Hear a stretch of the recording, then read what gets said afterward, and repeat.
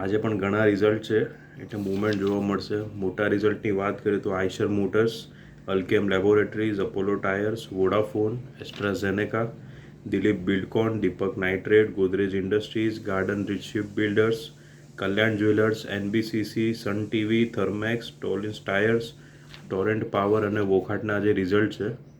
મોટાભાગના રિઝલ્ટ તો 3.5 પહેલાં જ આવી જશે, એટલે આ બધા શેર ઉપર નજર રાખજો, કેમ કે જો પ્રોફિટ હોય તો સારું એવું શેર ભાવ વધી શકે.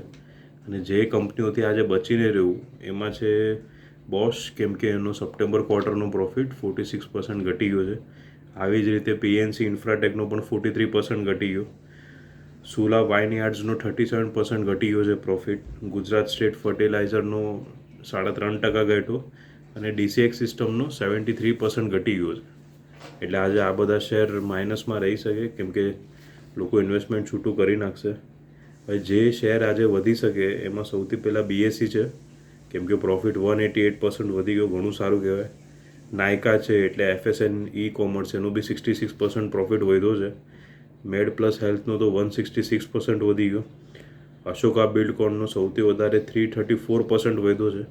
આ કંપનીને વચ્ચે વચ્ચે ઓર્ડર મળતા રહે છે, એટલે એના લીધે બી શેર ભાવ વધતો હોય છે. પાછું પ્રોફિટ બુકિંગ પણ થઈ જાય છે.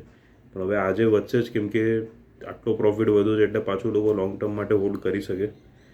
રેપકો હોમનો 15% વધ્યો છે, એટલે થોડોક પ્લસમાં રહી શકે. અને પીટીસી ઇન્ડિયાનો બી 12.5% પ્રોફિટ વધ્યો છે, એટલે પ્રી માર્કેટમાં આ શેર ગ્રીન ઝોનમાં રહી શકે. લિસ્ટિંગમાં આજે સ્વિગીનું લિસ્ટિંગ છે, બધા લોકોની નજર એના ઉપર જ રહેશે. અને એસમી સોલારનું પણ છે. હવે એ ગ્રે માર્કેટનું જે ચિત્ર હતું એ જોતો તો એવું લાગે છે કે સ્વિગીનું એટલું કંઈ ખાસ રહેશે નહીં, પણ પછી કાંઈ કહેવાય નહીં, કેમ કે ઘણીવાર ગ્રે માર્કેટના ભાવ બી ખોટા પડી જતા હોય છે. સેન્સેક્સ નિફ્ટીની વાત કરીએ તો ગઈકાલે યુરોપ બી ઘટી ગયું માર્કેટ, યુરોપના બધા માર્કેટ ઘટી ગયા અને અમેરિકાના બી વોલ સ્ટ્રીટ ઘટી ગયું હતું.